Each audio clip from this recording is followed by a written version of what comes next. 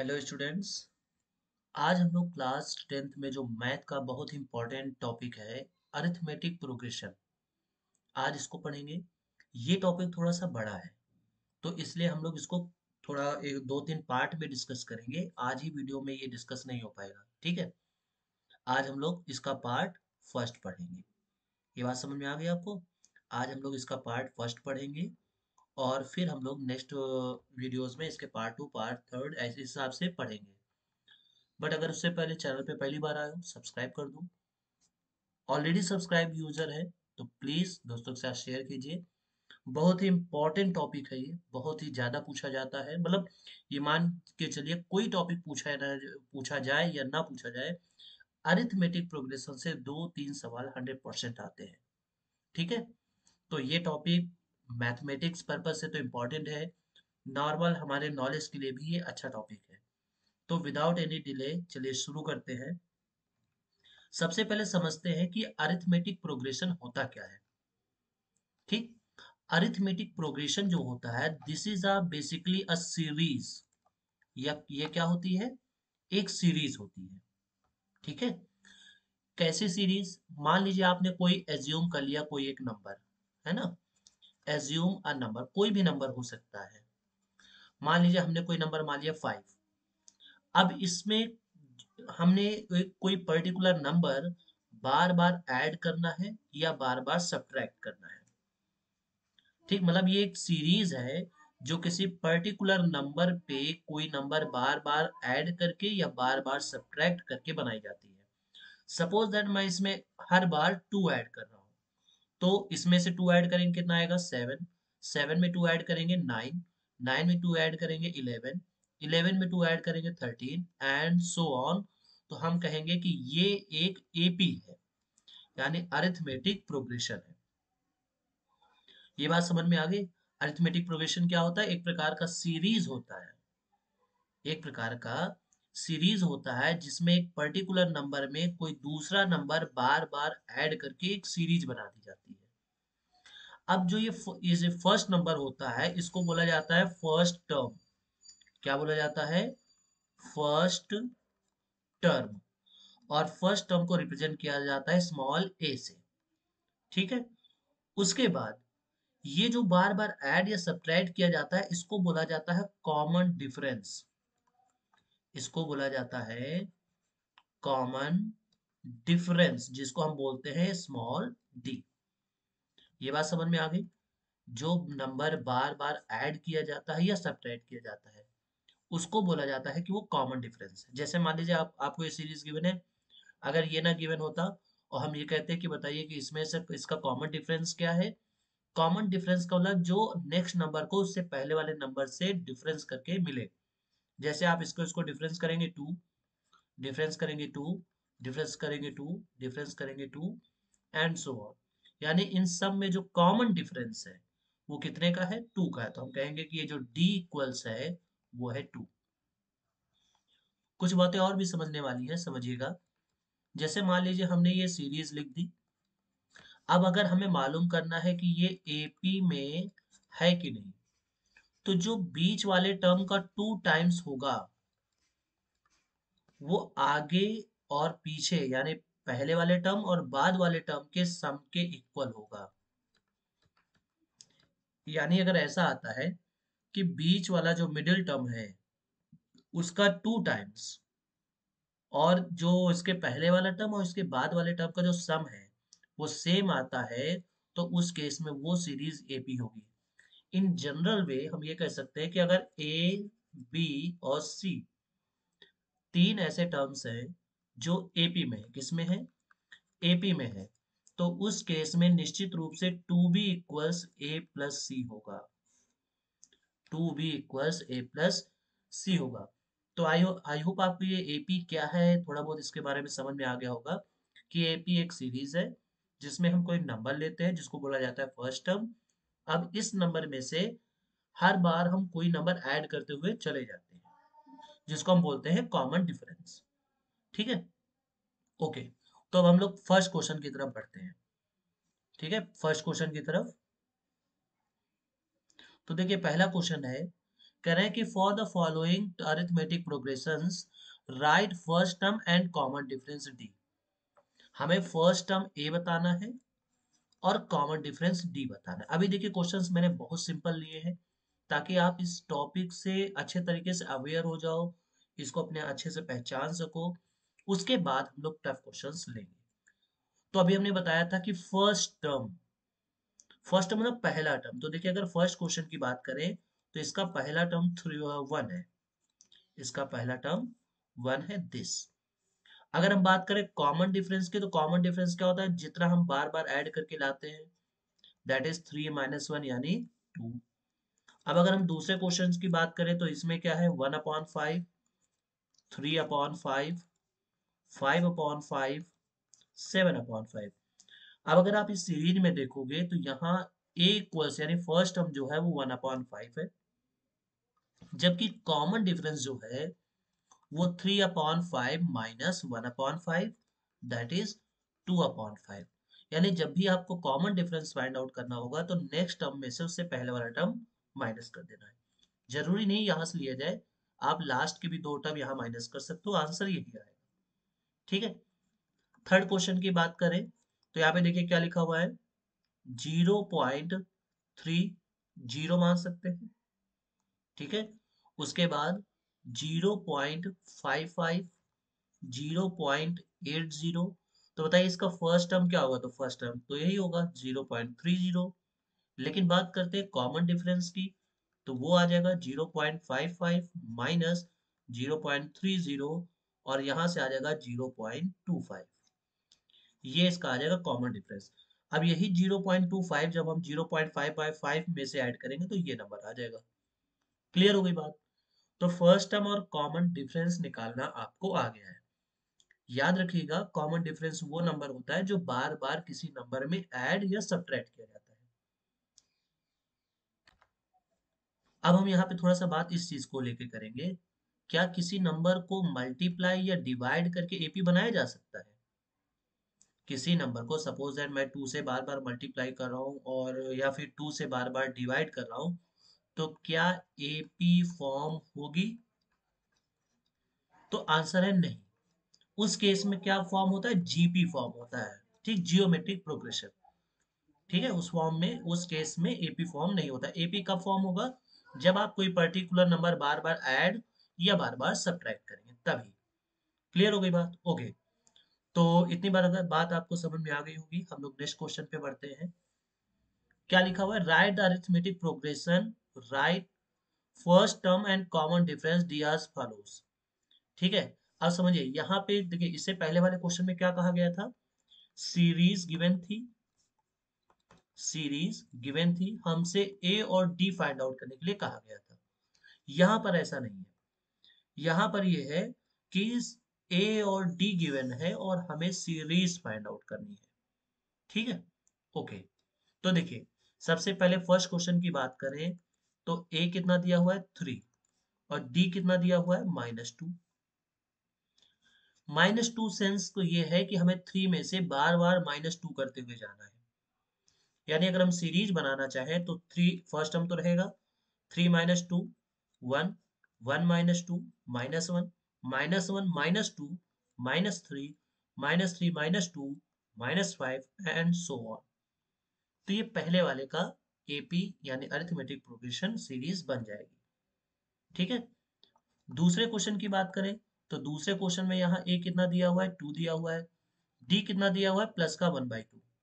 तो बताइए अगर इसको सीरीज बनाएंगे तो ये 2 तो रहेगा ही, इसको हम कंसिडर करेंगे कि ये A1 है। A2 क्या है, तो A2 क्या होता है, A में से इसका दूसरा ये D जो है ये ऐड कर दो, कितना आएगा 5/2। क्लियर हो गई बात? ओके। अब अगर हम थर्ड टर्म यानी A3 की बात करें, थर्ड टर्म मतलब A3, तो क्या करना है, इसी 5/2 में से फिर से हमें 1/2 ऐड कर देना है। तो 1/2 ऐड करेंगे तो यहाँ से आ जाएगा 6/2, दैट इज 3। अब जब हमें A4 निकालना होगा तो हम ये 3 में से 1/2 ऐड करेंगे तो आएगा 7/2। तो यानी यहाँ से हमें जो सीरीज मिली वो मिली 2, 5/2, 3, 7/2 एंड सो ऑन। ठीक है, ये इसकी सीरीज बन जाएगी। आई होप आपको क्वेश्चन समझ में आ रहा होगा कि किस हिसाब से ये क्वेश्चन सॉल्व किए जा रहे हैं। थर्ड क्वेश्चन पे बढ़ते हैं। तो देखिए थर्ड क्वेश्चन में क्या कहा गया है कि a इक्वल टू -3 है और d इक्वल टू 0.5 है। इसका मतलब आपको हर बार -3 में से 0.5 ऐड करना है। तो पहला तो ये हो जाएगा a1। a2 की बात करें, जब -3 में से 0.5 ऐड करेंगे तो माइनस का 2.5, ये a2 हो गया। उसके बाद a3 क्या होगा, -2.0। a4 क्या होगा, -1.5। a5 क्या होगा, देखिए जब -3 में से आप ऐड करोगे 0.5 तो ये आएगा माइनस का 2.5, वो यहाँ पे लिखा गया है। तो इस तरीके से हम लोग इसको सॉल्व कर लेंगे। आई होप आपको ये बिल्कुल क्लियर हो गया होगा। वीडियो को अभी तक शेयर नहीं किया हो ना, वीडियो को शेयर कर दो। लाइक नहीं किया हो तो जल्दी से लाइक कर दो यार, मैं इतनी मेहनत कर रहा हूँ तो आपको भी तो मेहनत करनी चाहिए ना। एटलीस्ट थोड़ा बहुत अपने उंगलियों को थोड़ा कष्ट दो। शेयर वाले बटन पे जाओ, शेयर करो, और वो जो थम्स अप दिख रहा है ना उस पर जाके लाइक भी कर दो। ठीक है, ओके नेक्स्ट क्वेश्चन है। अब देखिए यहाँ पे कुछ इस तरीके की सिचुएशंस क्रिएट होती है हमारे नॉर्मल लाइफ में। तो हमें यहाँ पे क्या बताना है, क्वेश्चन समझिएगा। In which of the following situations the sequence of numbers formed will form an AP. कह रहे हैं ये जो सिचुएशंस एक और दो गिवन है, मैंने यहाँ दो लिए हैं। तो इन दोनों सिचुएशन में क्या दोनों सिचुएशंस एपी फॉर्म करती हैं? तो अभी मैंने एपी के लिए क्या बताया था, एपी के लिए आप कोई नंबर लेते हो और उसमें से हर बार कोई नंबर प्लस या माइनस करते जाते हो। इसको बोला जाता है फर्स्ट टर्म और इसको बोला जाता है कॉमन डिफरेंस। ठीक, अब समझिएगा क्या कहा गया है। करें the cost of digging a well for the first metre is 150 rupees. यानी जब फर्स्ट मीटर यानी पहला मीटर डिग किया जाता है, खोदा जाता है, तो आपको देने हैं 150 रुपए। तो हम इसको मान सकते हैं कि ये फर्स्ट टर्म है। ये क्या है, फर्स्ट टर्म है। उसके बाद rises by 20 rupees for each succeeding metre. यानी उसके बाद आप जैसे मान लो सेकेंड टर्म है, तो सेकेंड मीटर के केवल 20 रुपए और बढ़ जाएंगे। ठीक है, राइजेस बाय मतलब 100, ये 20 रुपए क्या हो जाएंगे, बढ़ जाएंगे। यानी सेकेंड में जब दूसरा मीटर खोदा जाएगा तो आपको 170 रुपए देने होंगे। फिर अगली बार कितना देना पड़ेगा, 190 रुपए देने पड़ेंगे। तो इस हिसाब से लगातार उसका रेट बढ़ता चला जाएगा। तो हम यहाँ से ये कह सकते हैं इसकी जो सीरीज बनेगी वो बनेगी 150, 170, 190, 210 एंड सो ऑन। तो of course this forms an AP, ये एपी बना रहा है। क्लियर हो गई बात, ओके। अब दूसरे क्वेश्चन की बात करते हैं। देखिए कह रहे हैं the amount of air present in the cylinder when a vacuum pump removes each time 1/14 of the air remaining in the cylinder। मतलब एक वैक्यूम पंप सिलेंडर से लगा हुआ है और वो हर बार जो भी उस समय इनिशियल होता है उसका 1/4 वो बाहर कर देता है। ठीक, अब इसके सेकेंड नंबर क्वेश्चन के लिए करेंगे क्या, ध्यान से समझिएगा। मान लेंगे कि let the volume of the cylinder या इनिशियल, ठीक है, यहाँ पे वर्ड आप जोड़िए, यहाँ पे वर्ड कौन सा जोड़िए, इनिशियल, है ना, तो ज्यादा सही रहेगा। हाँ, तो जो इनिशियल वॉल्यूम है, इनिशियल वॉल्यूम वो है, देखिए 1/4 बाहर करता है। तो हम लोग क्या करेंगे, 4 के मल्टीपल्स में इसको हम कुछ कंसिडर कर लेते हैं। तो मान लेते हैं 64 सेंटीमीटर क्यूब।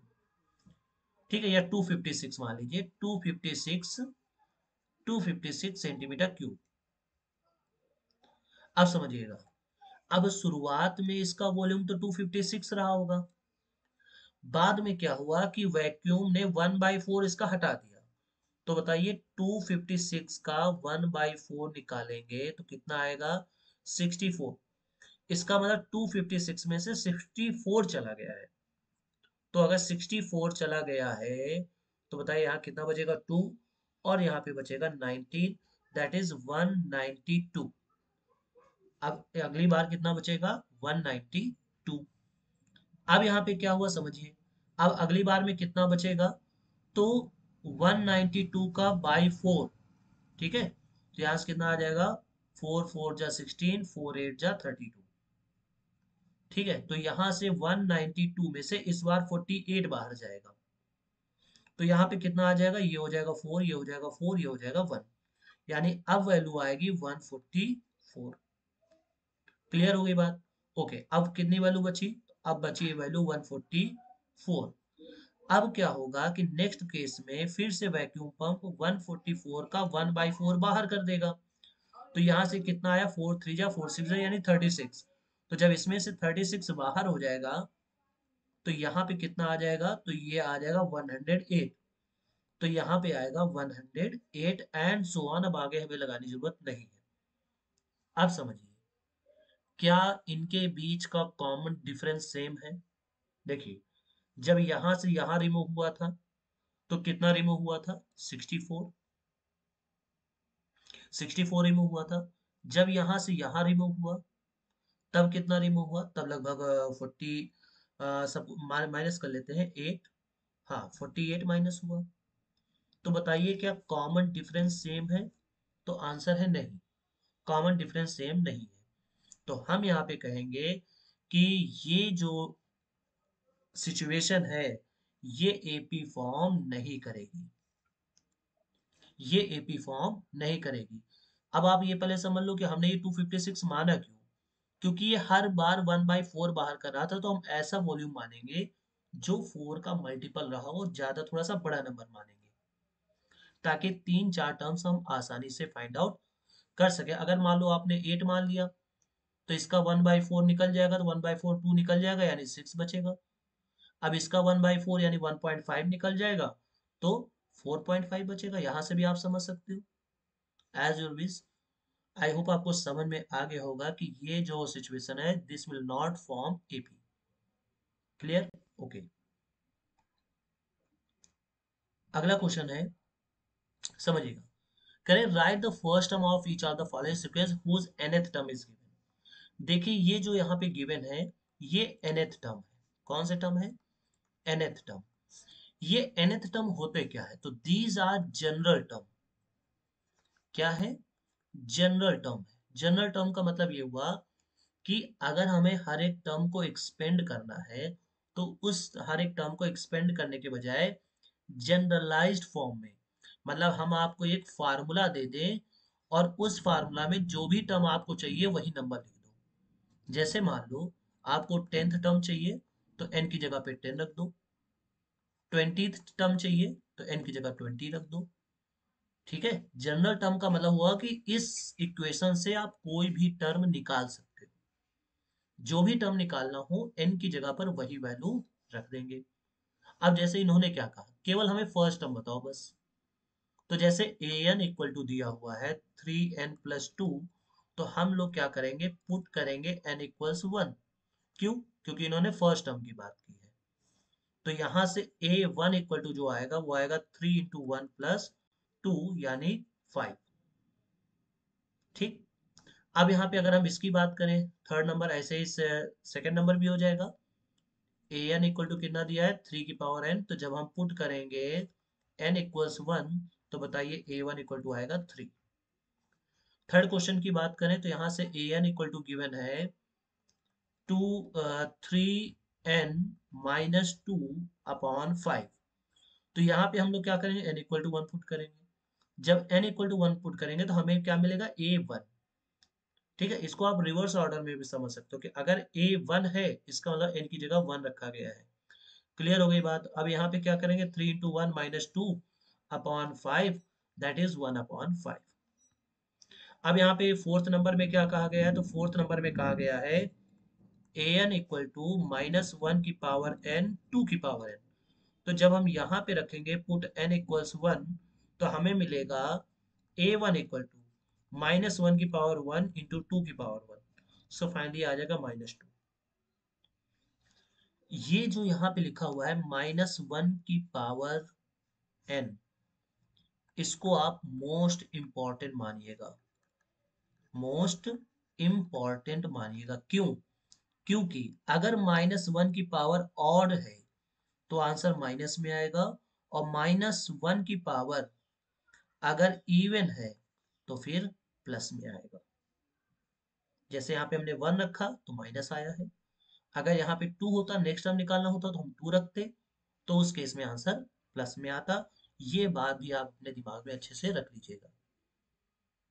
देखो आप काफी देर देख चुके हो, जल्दी से, अगर शेयर नहीं किया ना, जल्दी से शेयर कर दो यार, सबके साथ शेयर कर दो, कोई बचना नहीं चाहिए। आपका रिलेटिव जो जानने वाला, जो पढ़ने वाला है स्पेशली, आप उन लोगों के साथ शेयर मत कीजिए जिनका पढ़ने लिखने से कोई वास्ता ही नहीं है।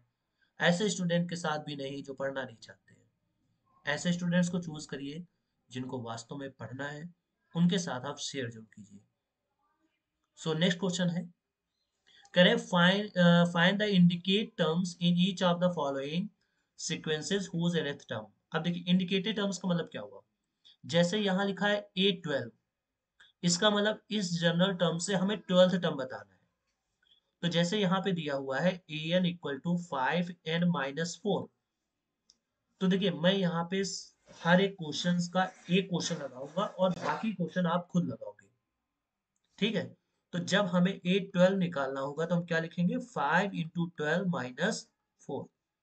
A12 का मतलब हुआ n की जगह पर 12 पुट करना है, तो ये आ जाएगा 60 - 4, दैट इज 56। ये आ जाएगा A12,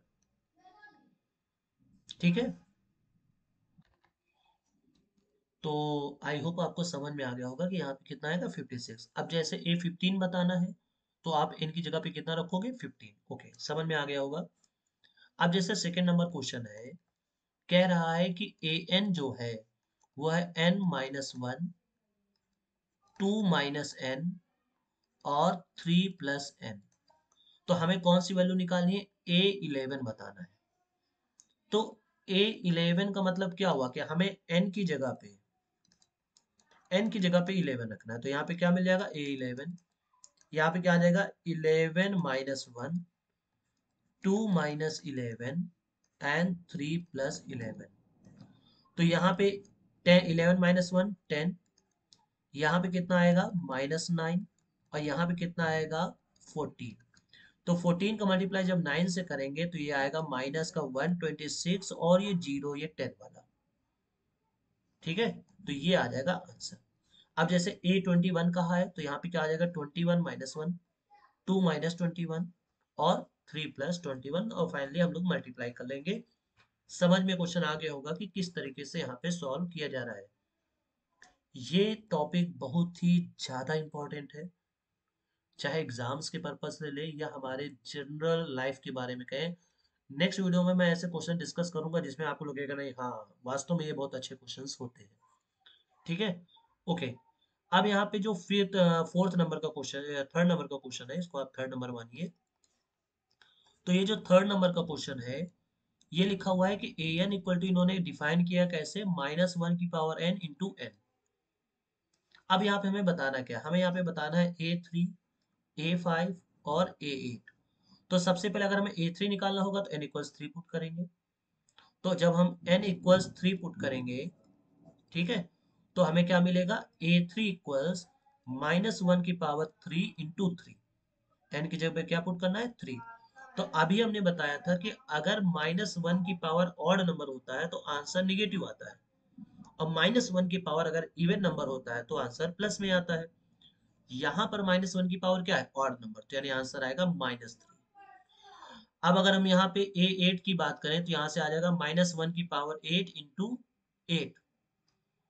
तो कितना आ जाएगा, तो यहाँ से आ जाएगा +8। +8 क्यों, क्योंकि यहाँ -1 की पावर इवन नंबर है। देखिए यहाँ -1 की पावर 8 का मतलब क्या हुआ, -1 × -1 × -1 ऐसे करके 8 टाइम्स।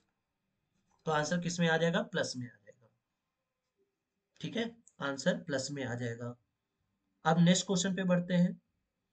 अगला क्वेश्चन बहुत ही जानदार क्वेश्चन है, एक अच्छे लेवल का क्वेश्चन है, और इसके इस तरीके क्वेश्चन पूछे जाने के चांसेस सबसे ज्यादा है। देखिए क्या कहा गया है। फर्स्ट क्वेश्चन पहले यहाँ पे पढ़ते हैं, कह रहे हैं a1 = 1, इसका मतलब आपको 1 निकालने की जरूरत नहीं है, फर्स्ट टर्म निकालने की जरूरत नहीं है, क्योंकि इन्होंने 1 गिवन किया हुआ है। और उसके बाद an जनरल टर्म दिया है an-1 प्लस 2, और जहां पे n की value greater than or equal to 2 लेनी है। कहने का मतलब ये हुआ कि आप n की वैल्यू जो रखेंगे वो या तो 2 रखेंगे या तो 2 से बड़ी रखेंगे। ठीक है, और हमें क्या बताने हैं, नेक्स्ट 5 टर्म्स बताने हैं।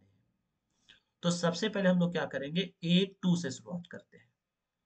तो यहाँ पे 2 रखेंगे तो 2 - 1 plus 2, that is a1 plus 2, और a1 कितना दिया हुआ है 1, तो आ जाएगा 1 प्लस 2 दैट इज 3।